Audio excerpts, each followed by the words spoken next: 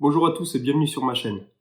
Aujourd'hui, rouler en électrique n'est pas accessible à tout le monde. Le prix des voitures électriques reste assez élevé. À titre d'exemple, le site de l'Argus nous explique que la nouvelle Peugeot 208 est accessible à partir de 17 000 € pour ses versions essence, mais il faudra débourser pas moins de 33 000 € pour pouvoir prétendre rouler en version électrique. Il faut cependant prendre en compte que les politiques ainsi que les constructeurs mettent pas mal de choses en place pour pouvoir faciliter l'accès aux voitures électriques. On peut citer par exemple les primes à la conversion, le bonus écologique, le faible coût de la carte grise ou encore un meilleur barème kilométrique. Ainsi, le prix moyen d'une carte grise d'un véhicule électrique oscille aux alentours des 13 €, alors que celle d'un véhicule thermique est beaucoup plus élevée. Le calcul se fait assez facilement. Il faut multiplier le nombre de chevaux fiscaux de votre voiture à un barème qui est fixé généralement par votre région. Il oscille aux alentours des 50-55 €. Donc si vous achetez une voiture à 7 chevaux fiscaux, vous faites 7 fois 50 ou 55 et vous avez le prix de votre carte grise. Notons ensuite que le véhicule thermique vous coûtera beaucoup plus cher une fois que vous l'avez que votre véhicule électrique. Le prix à la pompe, le coût de l'entretien, le coût de l'assurance, tout ça est beaucoup moins cher quand on a un véhicule électrique. Ainsi, selon nos sites de Turbo, le coût moyen de recharge d'un véhicule électrique est d'environ 2 € pour 100 km. Donc avec une autonomie d'environ 400 km annoncée pour pas mal de véhicules, comptez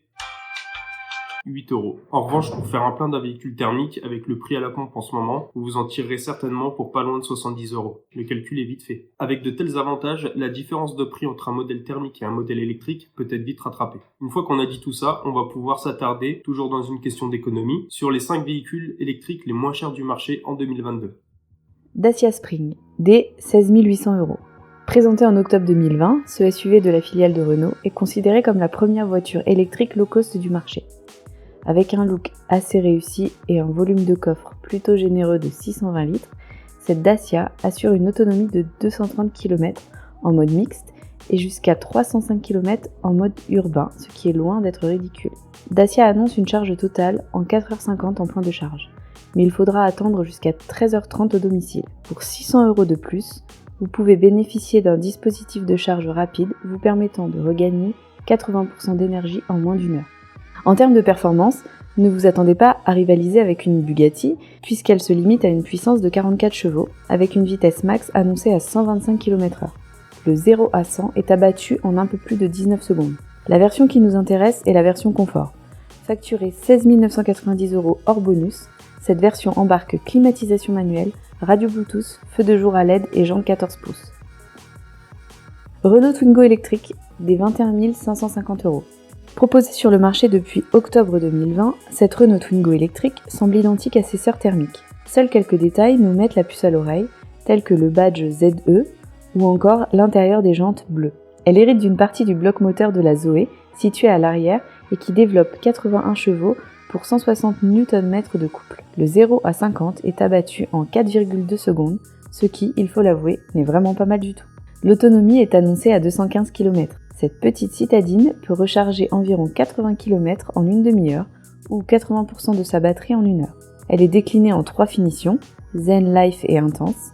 Renault en propose une série spéciale baptisée Urban Night. Volkswagen e-Up, des 24 690 €. C'est le premier véhicule 100% électrique commercialisé par le constructeur allemand. Cette Up a été lancée pour la première fois en 2013 et est, depuis fin 2019, disponible dans une version à l'autonomie améliorée. Dotée d'une puissance de 32,3 kWh, la Up voit son autonomie grimper à 260 km. Côté recharge, la Volkswagen e-Up peut récupérer 80% de sa puissance en 30 minutes, contre 3h30 avec une wallbox de 7 kW ou 14 heures sur une prise domestique. Cette citadine développe 83 chevaux pour 212 Nm de couple. Elle réalise le 0 à 100 km/h en 11,9 secondes. Sa vitesse max est annoncée à 130 km/h. Fiat 500i, des 24 500 €. Il s'agit du premier modèle électrique présenté par le constructeur italien. Cette 500i a été introduite sur le marché européen en octobre 2020. Elle se présente sous 3 carrosseries différentes.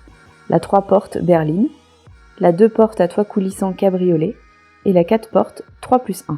Elle embarque un moteur de 87 kW, soit 118 chevaux, développant un couple maximal de 220 Nm. Côté performance, elle abat le 0 à 100 km/h en 9 secondes et le 0 à 50 km/h en 3,1 secondes. La vitesse maximale est bridée à 150 km/h. Une version moins puissante de 70 kW, soit 95 chevaux, est aussi proposé, avec une batterie de 23,8 kWh. Les performances n'en sont que légèrement altérées, avec 9,5 secondes au 0 à 100 km/h et 135 km/h en pointe. Côté design extérieur, pas de grand changement par rapport aux précédentes versions, si ce n'est qu'elle s'est légèrement musclée. L'intérieur est quant à lui très réussi, en mêlant sobriété et élégance, ce qui a toujours fait la force de la 500 d'ailleurs. Smart EQ42 des 26 500 €. Après le restylage de la 3e génération du constructeur, Smart a fait une annonce coup de tonnerre. Plus aucune citadine du nom ne sera désormais disponible en version thermique. Catalogue 100% électrique à présent. Sur ce modèle, les feux arrière ainsi que le pare-choc ont été redessinés. Elle se dote de jantes de 16 pouces qui lui confèrent un côté plus musclé, et la calandre est descendue en bas du bouclier. Elle se dote de 3 carrosseries, la Fortwo coupé, la cabriolet et la Fort, clone de la Renault Twingo. Côté perf, moteur de 82 chevaux, couple immédiat de 160 Nm, soit 4,8 secondes pour atteindre 60 km/h. Niveau autonomie, elle annonce une autonomie maximale de 135 km en cycle mixte. Au niveau de la recharge, il faut compter environ 6 heures pour une charge complète sur une prise domestique, 3h30 sur une wallbox et environ 40 minutes pour atteindre 80% avec le chargeur de 22 kW optionnel. Et voilà les amis, cette vidéo est maintenant terminée, j'espère qu'elle vous aura plu, j'espère qu'elle vous aura été utile. Si c'est le cas, n'hésitez pas à me le faire savoir dans les commentaires, n'hésitez pas à vous abonner à ma chaîne, à mettre un like en bas de cette vidéo, et nous on se retrouve très vite. Allez, à plus.